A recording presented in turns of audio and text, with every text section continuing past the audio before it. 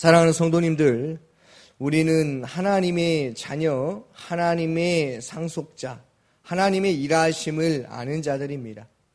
하나님의 자녀는 하나님께서 그냥 내버려두지 아니하시고 가만히 있게 하지 아니하시고 훈련되기를 바라신다라는 것입니다.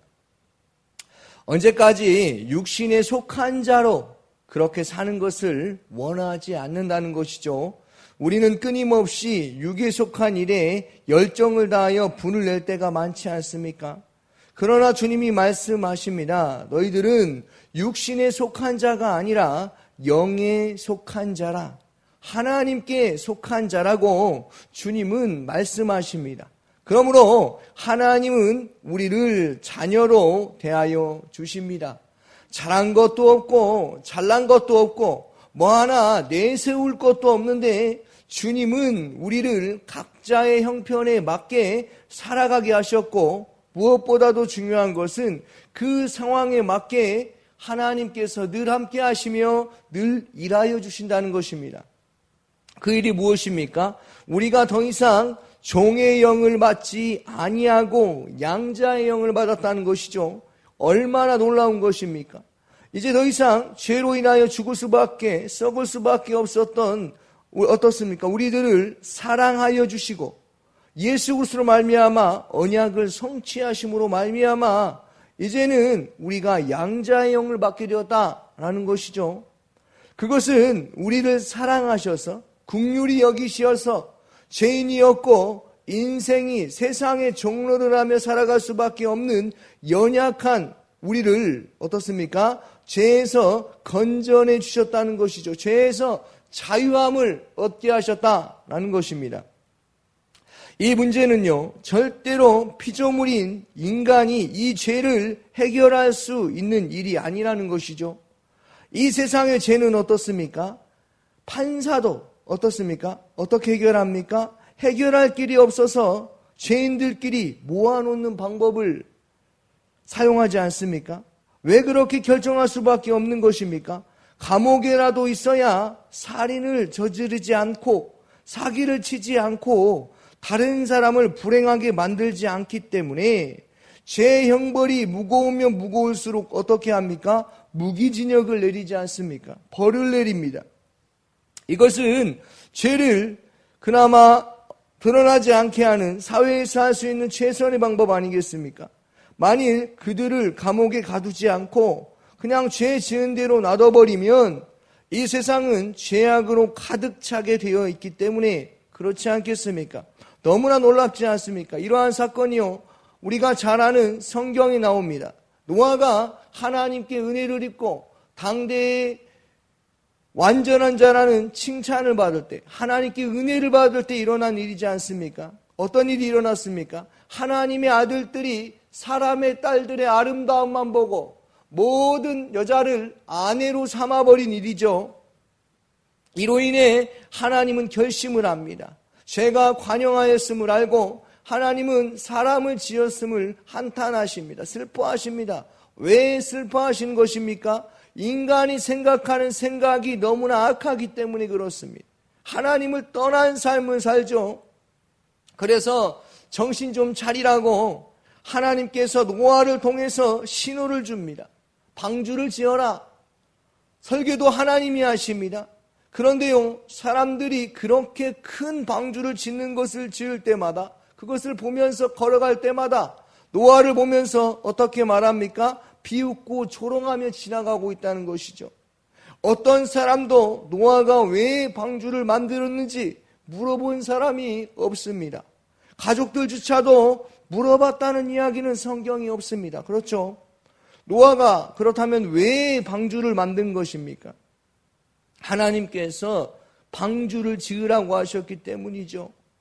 죄가 세상에 관영하였기 때문에 죄를 이겨낼 자가 없기 때문에 하나님께서 방법을 사용하신 것입니다. 물로 다 쓸어버리겠다고 하신 것이죠. 인간 속에 있는 그 죄악을 누가 해결할 수 있겠습니까? 가인도 마찬가지죠. 가인과 아벨이 자신이 벌어들인 것을 나름대로 최선을 다하여서 하나님께 드렸지만 하나님은 누구의 제사만 받으십니까? 아벨의 제사만 받으시죠. 이를 알게 된 가인은 분을 참지 못합니다. 여기서 우리가 알 수 있는 것은 분을 품으면, 그 분을 품고 있으면 어떻습니까? 그것이 죄가 되어 어떻습니까? 살인을 저지르게 된다는 것이죠. 무슨 말입니까? 죄가 가져다 주는 것은 우리에게 결코 좋은 것을 가져다 주지 않는다는 거예요. 그래서 로마서에서 이런 말씀이 있습니다. 육신의 생각은 사망이요 영의 생각은 생명과 평안이니라. 아멘. 육신의 생각은 그 어떤 것이라도 좋은 것을 가져다 줄 수 없다는 것입니다. 어떤 것이라도 좋은 생각은 가질 수가 없어요. 육신의 생각은 매우 악하다는 것입니다. 이것을 사람이 감당할 실력도 이겨낼 힘도 없습니다. 육신의 생각은 마치 율법과 같습니다. 늘 정죄하고 잘잘못을 판단하고 한 사람을 죽이지는 않았지만 거의 사회생활도 하지 못하게 만드는 그런 끔찍한 일들이 지금도 세상에서는 끊임없이 일어나고 있는 것이죠. 그러나 너무 놀라운 것은 하나님께서 그 죄악을 해결하시기 위해서 하나밖에 없는 독생자 예수 그리스도를 이 땅 가운데 보내주셨다는 것이죠. 이것은 하나님의 계획이며 하나님의 섭리입니다. 어느 누가 그 죄악을 사할 수 있겠습니까? 어느 누가 그 죄를 이겨낼 수 있겠습니까? 그런데요, 그 죄를 담당하실 그 분을 보내주셨습니다. 예수께서 이 땅에 오신 목적이 무엇입니까? 우리의 주홍 같은 붉은 죄악을 씻어주시려고, 건져주시려고, 구원해 주시려고, 우리가 더 이상 죄에 매여서 종의 인생을 살게 하지 않게 하시기 위해서, 우리를 구원하시기 위해서 예수를 보내주셨다는 것이죠. 죄로 인해 죽을 수밖에 없는 인생, 그러니까 이 땅에서 한 번뿐인 인생, 그 인생에 누가 친히 찾아 들어오신 것입니까? 바로 예수께서 우리의 인생에 친히 찾아 들어오셨다라는 것입니다. 이것이 바로 하나님의 일하심 아니겠습니까? 얼마나 놀랍습니까? 그리스도인을 핍박했던 바울을 죽이지 않고 예수를 십자가에 못 박으려고 했던 유대인의 혀를 뽑지 아니하시고 예수님을 팔아넘긴 가룟 유다를 십자가로 죽이지 아니하시고 누구를 십자가에 달려 죽게 하신 것입니까? 예수를 십자가에 못 박혀 죽게 하셨습니다. 이것은 정말 말도 안 되는 일 아니겠습니까? 여기서 우리가 알 수 있는 것이 있습니다. 그것은 하나님의 사랑은 모든 사람을 사랑해버린다는 것이죠. 또한 하나님은 어떻습니까? 악을 악으로 갚지 아니하신 선하신 분이라는 것입니다. 그리고 우리는 어떤 자라는 것입니까? 그 예수님께서 십자가에 못 박혀 달려 죽은 것을 목격하지는 않았지만 그의 아들 예수를 믿는 하나님의 자녀들이라는 것이에요. 정말 놀랍지 않습니까? 우리는 그 현장에 있었던 자들이 아닙니다. 그런데 어떻게 예수를 믿을 수 있단 말입니까? 그것은 하나님의 사랑이 모든 죄악을 덮어버렸고 성령께서 우리의 죄악을 비참하게 하셔서 깨닫게 알려주셨기 때문에 우리가 예수를 믿는 믿음 안에서 살아갈 수 있게 되었다는 것입니다. 성령께서 내가 죄인인 것을, 내가 진짜 죄인인 것을 깨닫게 알려주셨기 때문에 어떻습니까? 우리가 예수를 믿는, 하나님의 아들 예수를 믿는 하나님의 자녀가 하나님께 속한 자가 되었다는 거예요. 양자의 영을 받은 자가 되었다는 것입니다. 그래서 바울이 이런 고백을 하지 않습니까? 내가 죄인 중에 괴순이. 가인도 심지어 이렇게 합니다. 자신의 죄가 견딜 수가 없어서 내 죄가 중하여 견딜 수가 없습니다. 이 말이 무슨 말입니까? 누군가 나를 죽일 것 같아가지고 두렵다는 것이죠. 그러나 하나님은 뭐라고 합니까? 가인을 죽이지 말게 합니다. 가인을 죽이지 않습니다. 사랑하는 성도님들, 죄는요, 우리를 살려낼 수가 없습니다. 육신의 생각은 사망입니다. 육신을 따르는 자는 여전히 죄의 법 아래 살아간다는 것이죠. 그런데요, 예수께서 십자가에 달려 죽으심으로 말미암아 우리는 이제 육신을 따라 사는 자들이 아니라 영적인 삶을 살아가는 자들이라는 것이죠. 얼마나 놀랍습니까? 우리 주님께서 나를 성령의 메인자로 살게 하시기 위해서 우리에게 성령 충만함을 허락하여 주셨다는 것이죠. 하나님의 은혜로 예수를 믿는 그 순간부터 성령께서 우리 속에서 내주하시고 역사하신다는 그 사실을 기억하며 살아가시기를 소망합니다. 성경이 말하기를 육신에 따라 사는 삶은 영적인 생각을 하지 못한다고 말하고 있습니다. 육신의 생각을 하며 살아가는 것은 성령을 쫓아 살아갈 수가 없습니다. 그러나 성령을 쫓아 사는 사람은 하나님을 아는 자입니다. 하나님의 자녀들이며 하나님께 속한 자라는 것이죠. 그러니까 누구를 쫓아 살아갈 수 있게 되는 것입니까? 바로 성령을 쫓아 살아갈 수 있다는 사실입니다. 육신을 따르는 생각은 늘 분을 냅니다. 화가 많이 납니다. 자신의 감정을 컨트롤하지 못합니다. 복수해야 합니다. 그렇죠? 그런데 성령을 쫓아 사는 사람은 마음의 생명과 평안이라는 것이죠. 육신을 따라 사는 한 절대로 하나님의 법, 그러니까 생명의 성령의 법을 따라 살아갈 수가 없습니다. 두 가지를 같이 살아갈 수가 없는 것이죠. 또한 그 법에, 하나님의 법에 육신을 따라 살면 복종할 수가 없습니다. 그러나 우리에게 말로 표현할 수 없는 그 하나님의 사랑, 바로 그것이 무엇입니까? 하나님이 다시금 우리를 자녀로 대하여 주신다는 것이죠.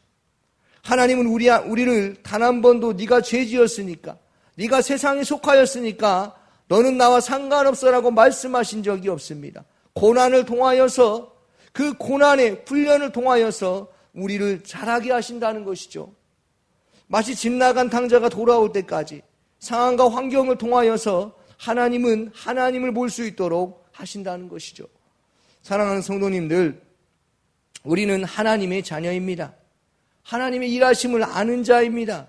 아니, 믿는 자입니다. 그것도 하나님께서 성령을 통해서 예수를 믿게 하심으로 말미암아 우리가 하나님을 아빠, 아버지라고 부르질 수 있게 되었다는 사실을 기억하시기를 바랍니다. 그러므로 우리는 주님의 사랑을 듬뿍 받은 자입니다. 하나님과의 불가분하는 관계, 절대로 그 관계에서 떼어놓을 수 없는 관계라는 것이죠. 그러나 기억하십시오. 육신에 사로잡히면 우리는 절대로 주님과 가까이 갈 수가 없다는 사실. 내 마음에 근심이 찾아오고 어려움이 찾아오고 어떻게 해야 이 상황을 벗어날까 아둥바둥하며 전전긍긍하며 살아간다는 것입니다. 내가 세상의 주인공이 되고 내 말이 다 맞게 된다는 그러한 말을 하게 된다는 것이죠. 그러나 영에 속한 자, 양자의 영을 받은 자, 성령 충만한 자는 어떻습니까? 예수를 바라보게 되어 있다는 것이죠. 예수를 바라볼 뿐만이 아니라 내 옆에 있는 이웃도 바라보게 된다는 것입니다. 그 이웃은 하나님이 사랑하신 자들이라는 것이죠. 예수를 알면 하나님이 사랑하시는 이웃을 보게 되어 있습니다. 그러므로 사랑하는 성도님들, 상황과 환경에 감정에 치우치지 마시고 그 일로 인하여서 육신에 속한 삶이 아니라 영에 속한 자, 하나님의 자녀라는 사실, 양자의 영을 받은 자, 그러므로 하나님께서 우리를 자녀로 삼아 주셨기 때문에 이제는 성령 충만한 삶을 살아갈 수 있음을 기억하시고 살기를 원합니다. 왜 주님께서 성령님을 우리에게 보내주셨습니까? 그것은요, 하나님과 올바른 관계를 맺으라고 보내주신 것이죠. 찬양을 통하여 관계를 맺고, 기도를 통하여 관계를 맺고, 상황과 환경을 통하여서 늘 주님과 교제하라고 성령께서 우리에게 주신, 하나님께서 우리에게 주신 선물이라는 것이죠. 그러므로 오늘 하루를 살아갈 때 성령 충만함으로 살아가시기를 바랍니다. 육신의 생각이 나를 앞서가려고 하면 영의 생각으로, 성령 충만함으로 나는 하나님의 자녀라는 것을 기억하고, 나는 하나님의 속한 자라는 것을 기억하고, 이제는 하나님께 속한 자라는 것을 기억하며 성령 충만함으로 감사함으로 사는 은혜가 있기를 주님의 이름으로 축원합니다. 아멘. 오늘 새벽에 주신 말씀을 묵상하면서 함께 기도하기를 원합니다. 오늘 수요예배가 있습니다. 수요예배를 위해서 기도하여 주시고, 성도님들의 가정과 직장을 위해서 기도하여 주시고, 미래 세대를 위해서 기도하여 주시기 바랍니다. 우리 청소년들을 위해서 기도하여 주시고, 섬기는 목사님을 위해 기도하여 주시고, 정선마을의 마을장과 순장과 순원들을 위해서, 담임 목사님의 성령 충만함과 가정을 위해서 성령님의 음성에 민감하여 항상 주님과 동행하는 삶을 살아갈 수 있도록 필리핀 단기 선교를 위해서 기도하여 주시기 바랍니다. 참여하시는 모든 분들이 성령 충만함으로 준비할 수 있도록 대통령과 이 나라와 이 민족을 위해서, 또 해외 선교, 농어촌 선교, 광신대학교를 위해서 함께 기도하며 나아가도록 하겠습니다. 기도하겠습니다.